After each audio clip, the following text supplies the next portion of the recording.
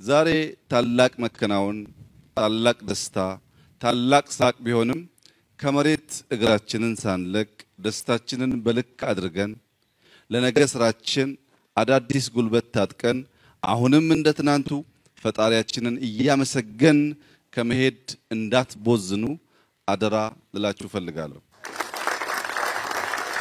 ምክንያቱም በትጋት በስራ እናንሰራራለን በውጤቱም እናበራለን። የማንሰራራት ዘመናችን ጀምሯል፣ የብርሃን ዘመናችን ጀምሯል ያልንበት ዋናው ምክንያት ከጥቂት ሳምንታት በፊት በአፍሪካ ግዙፍ የሆነውን 5000 ሜጋዋት የሚያመነጨውን ግድብ ማጠናቀቃችን ይታወሳል። ዛሬ በዚህ ስፍራ 1000 ሜጋዋት ኢነርጂ የሚያመርት በማምረት አቅሙ የህዳሴን ግማሽ የሚሆን በሜጋዋት ሳይሆን በኢነርጂ ማምረት አቅሙ የህዳሴን ግማሽ ያክል ኢነርጂ የሚያመርት የጋዝ ኢነርጂ ማምረቻ ነው። ግማሽ ያህል ሲባል ሰዎች ግራ እንዳይጋቡ በውሃ ኢነርጂ የሚያመርቱ ግድቦች ቢበዛ እስከ 30% ነው ኢነርጂ የሚያመርቱት። ነገር ግን በጋዝ ሲሆን እስከ 90% ከፍ ይላል። ሜንቴናንስ ጊዜው ያነሰ ስለሚሆን እዚህ ቦታ 1000 ሜጋዋት ቢሆንም በሚያመርተው ኢነርጂ ግን ከህዳሴ በጥቂቱ ከግማሽ ከፍ ይላል እስከ 8000 ጊጋ አወር ስለሚጠጋ ይሄ ኢነርጂ ሲደጋገም ለኢትዮጵያ ብርሃን ይሆናል የምንልበት ዋናው ምክንያት መካከለኛ እድገት ደረጃ ላይ ያሉ አንድ ሀገር ዛሬ የሚያመርተው ኢነርጂ ከጥቂት አስርተ ዓመታት በፊት መላው ዓለማችን የሚያመርተውን ኢነርጂ ያክላል። የአንድ ሀገር ኢነርጂ ምርት የመላ ዓለምን ኢነርጂ ልክ የሚተካከልበት ደረጃ ደርሷል። ዛሬ በስፋት ኢነርጂ ማምረት መቻል ብዙ ትርጉም አለው። በእኛ ሁኔታ ከጀርባ የምትመለከቱት ይህ የጋዝ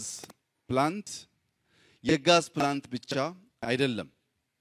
በምግብ ራሳችንን ለመቻል ለምናደርገው ጥረት ለማዳበሪያ ማምረቻችን ዋነኛው ግብአት ጋዝ ነው።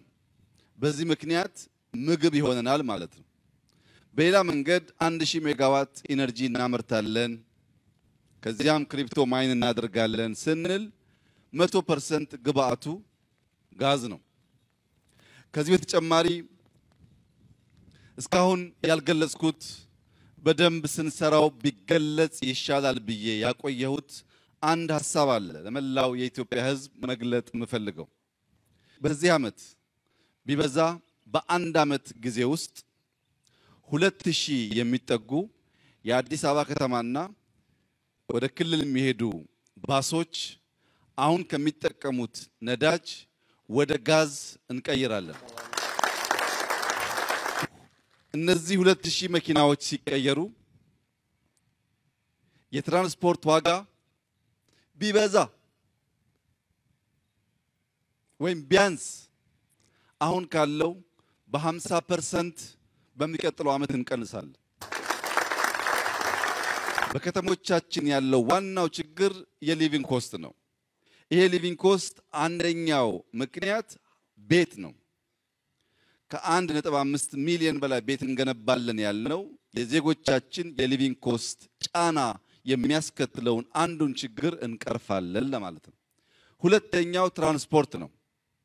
በከተማ ትራንስፖርት 50% አሁን ያለውን ኮስት መቀነስ ማለት በአነስተኛ ገቢ ወጥተው የሚገቡ ሰርተው የሚውሉ ዜጎች በእጅጉ ኑሯቸውን ለማገዝ የሚጠቅም ነው።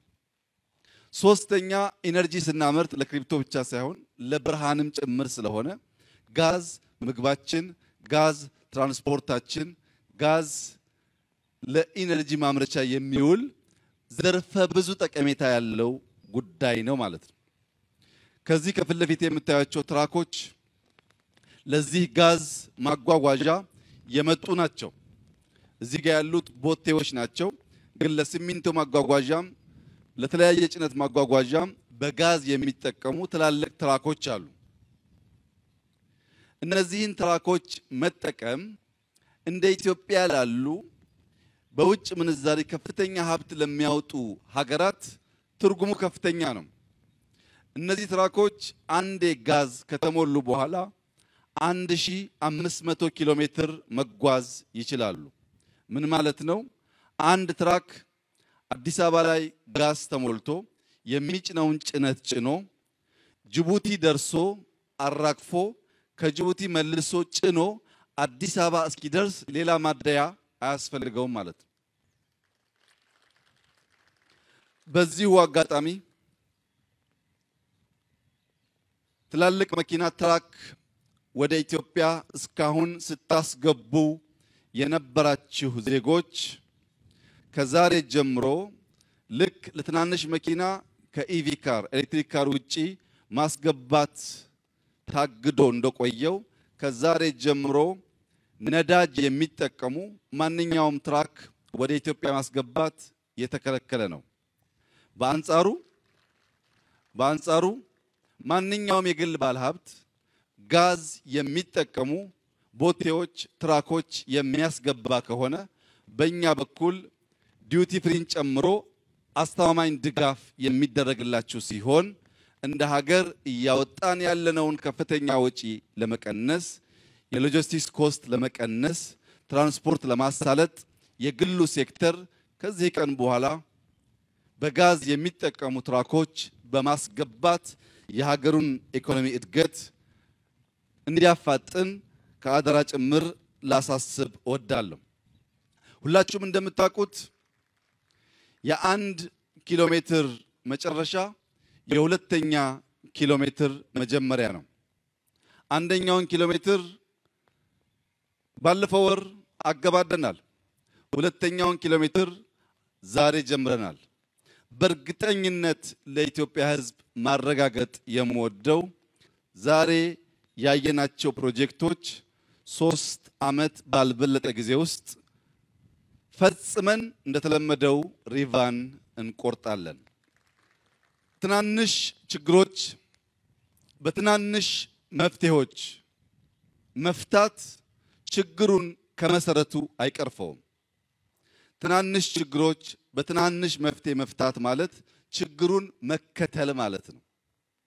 በመደመር መንግስት በግልጽ እንዳስቀመጥ ነው ትናንሹን ችግር በትላልቅ መፍትሄ መፍታት ሊፕሮግ ማድረግ ነው፣ መዝለል ነው።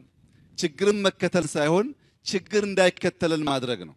ለዚህም ነው ከሁለተኛው ዓለም ጦርነት በኋላ ራሻ ብዙ ችግር ባለበት ጊዜ የኒውክሌር ቴክኖሎጂ ጀመረችው። ለዚህም ነው ቻይና በ1949 ከኮሚንታንግ ነፃ ከወጣች በኋላ በማኦ የሚመራው የቻይና አዲሱ መንግስት 2 ዓመት ባልሞላ ጊዜ ውስጥ የኒውክሌር ቴክኖሎጂ የስፔስ ቴክኖሎጂ የጀመረው በወቅቱ ቻይና ራሷን መመገብ ችላ ሳይሆን ለትናንሽ ችግሮች ትናንሽ መፍትሄ ከችግር ጋር እየተጋፉ በጎን ለጎን መጓዝ ስለሚያስከትል ለትናንሽ ችግር ዘለግ ያለውን ትልቅ መፍትሄ መስጠት ችግሩ እንዳይከተለን ስለሚያደርግ ኢትዮጵያ በዚህ ወር በጀመረቻቸው ሜጋ ፕሮጀክቶች ለትናንሽ ችግሮች ትናንሽ መፍትሄ መስጠት ሳይሆን መዝለል ሊፍሮግ ማድረግና ችግሮች በርቀት እንዲከተሉን የሚያደርግ ነው። ይህ ማለት 130 ሚሊዮን ህዝብ ያላት ኢትዮጵያ በአፍሪካ 2ኛ ፖፑሌሽን ያላት ኢትዮጵያ በትናንትናው መንገድ ተንፏቃ ችግሯን መቅረፍና የበለጸገች ሀገር መሆን አትችልም። ቀደም ሲል እንደሰማችሁት በ1920 በኢሮፒያን አቆጣጠር የዛሬ 105 ዓመት ነበር ለመጀመሪያ ጊዜ የአሜሪካ ኩባንያ ኢትዮጵያ ውስጥ ነዳጅ ያለ እንደሆነ በሚል መለስተኛ ጥናት የጀመረው። በ1940 አካባቢ ጋዝ በዚህ አካባቢ እንዳለ ምልክት ታይቶ በ1971 በ60ዎች ጀምሮ በ71 የመጀመሪያው ጉድጓድ ተቆፍሯል። አጠቃላይ ይህ ጊዜ ስትወስዱት የመጀመሪያው ጉድጓድ ከተቆፈረ 50 በላይ ዓመት ሆኖታል። ጥናት ከጀመርን ኦልሞስት 105 ዓመት ነው። ዛሬ በጋዝ በነዳጅ ዓለም ላይ የበለጸጉ የዜጎቻቸውን ህይወት የቀየሩ የሀገራቸውን መልክና ገጽታ የቀየሩ ወደ ብልጽግና ማማ የተቀላቀሉ ሀገራት በሙሉ በዚሁ ጊዜ ነበረ ጋዝ ነዳጅ የሚመለከት ምርምር ጥናት ጉድጓድ ቁፋሮ ያደረጉት። እኛ በእጅጉ ስላንቀላፋን እኛ ካላፈረስን በቀር መለወጥ ስለማንችል አንዱ ሲሄድ አንዱ ሲያፈርስ 50 ምናምን ዓመት የተቆፈረ ጉድጓድ አውጥተን ሀብት ማድረግ ሳንችል ቆይተናል። ይሄንን ጥልቅ እንቅልፍ መንቃት ያልቻልነውን ጥልቅ እንቅልፍ ህዳሴ በንጋት ያነቃን ይመስለኛል። አሁን ኢትዮጵያውያን ነቅተናል። ለትናንሹ ችግር ትናንሽ መፍትሄ አንሰጥም። ለትላልቁ ችግር ተሰናስለን በመስራት የኢትዮጵያን ብልጽግና እውን ማድረግ ከያንዳንዱ ዜጋ እንዲሁም ሀገር ወዳድ ኢትዮጵያን ወዳጅ ከሆኑ ሌላ ዜጎች ጭምር የሚጠበቅ ተግባር ነው። የኢትዮጵያ ብልጽግና ለሁሉም የኛ ጎረቤቶች በእጅጉ ያግዛል።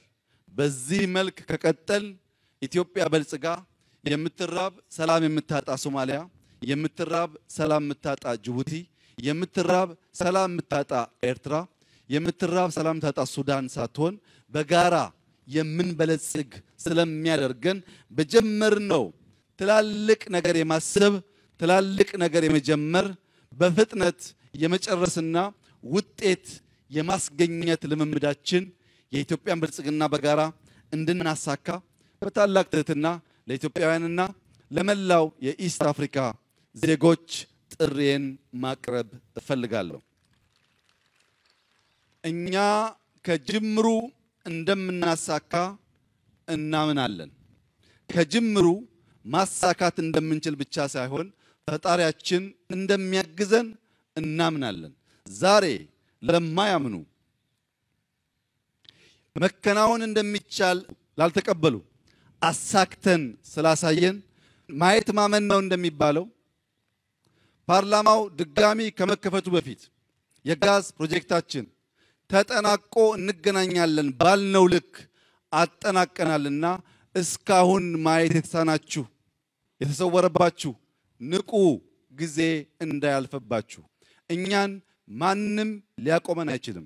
የኢትዮጵያን ብልጽግና እናረጋግጣለን። የኢትዮጵያን የወደብ ባለቤትነት እናረጋግጣለን። የኢትዮጵያን ልማት እናረጋግጣለን። የምንናገረው ለመፈጸም ነው። የምናስቀድመው ሰላም ነው። የምንፈልገው በትጋት በስራ ነው። ሁሉ ፍላጎቶቻችን የሚሳኩት በኢትዮጵያውያን የተደመረ ጥረትና ትጋት እንጂ በልመና አይደለም። ማንም ዓለም ለኛ የሚገባንን በራሱ ፍቃድ አይሰጠንም። በእኛ ጥያቄና ትጋት በእኛ የተደመረ እና የታቀደ ስራ የሚፈጸም ይሆናል። ካልነው ከጀመርነው የሚያስቀረን አንዳች ጉልበት የለም። የኢትዮጵያ ብልጽግና ይረጋገጣል። የሚለምን የሚቸገር የሶማሌ ክልል አይኖርም። በአንጻሩ ጎረቤቶች የሚያግዝ የሶማሌ ክልል እንዲኖር በከፍተኛ ትብብርና ትጋት አብረን እንድንሰራ ይህንን ፕሮጀክት እንድትጠብቁት የኢትዮጵያን ብልጽግና ለማረጋገጥ